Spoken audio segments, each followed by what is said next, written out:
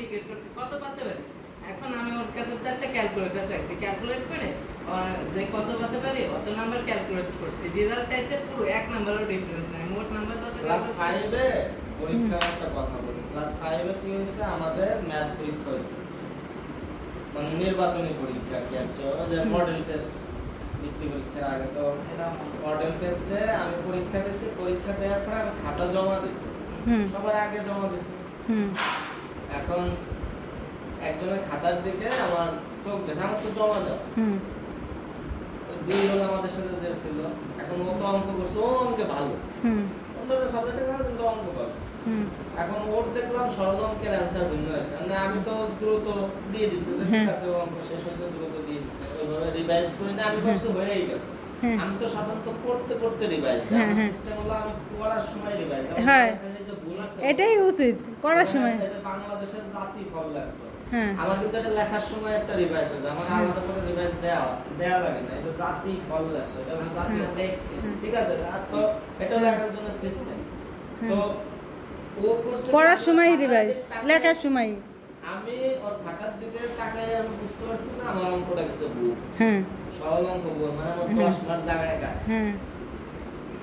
তো এখন আমার খাতা আবার স্যার কনফিডেন্টলি দেখতেছে কি যে কৃষ্ণ স্যার, যে রাকিবের তো কোনো অঙ্ক ভুল যাবে না। স্যার করছে কি প্রথমত আমার খাতা দেখছে। কোন ক্লাসে? 5।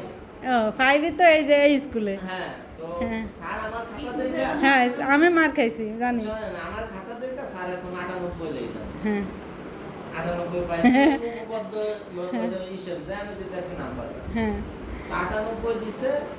এখন আমি করছি একটু লোকাইছে, মানে লোকাই আমি বলি নাই যে স্যার আমার ভুল গেছে। আমার খাতাটা দিছে, মানে খাতা দেখে দিচ্ছে। এখন এর পরের বার ওই 2 রোজে সচিব আর খাতা দেখতেছে, আর এরকম দিছে, আর নাম্বার দিছে হলো আপনার এরকম 27।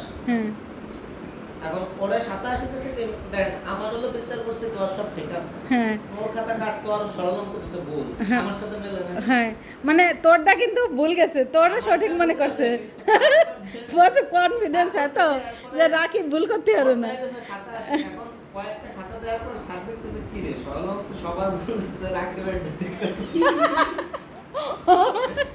এখন স্যার বলছে রাকিব তোমার খাতাটা দাও তো, মানে আমার খাতা আছে।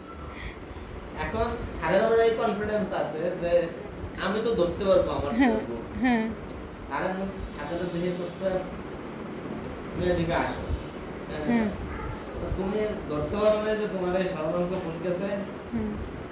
আমি বলছি স্যার খাতা তো দেখছেন আপনি, বাকি না খাতা আমি দেখছি কিনা সেটা ব্যাপার না, তুমি ধরতে পারছো কিনা তোমার সরল অঙ্ক ভুল গেছে। আমাদের জি স্যার। তারপর বললো হাত পাতে,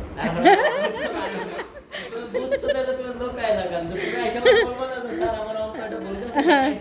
মানে স্যার যে ভুল করছে, স্যারের এটা ব্যাপার না, স্যারের কথা হলো যে তুমি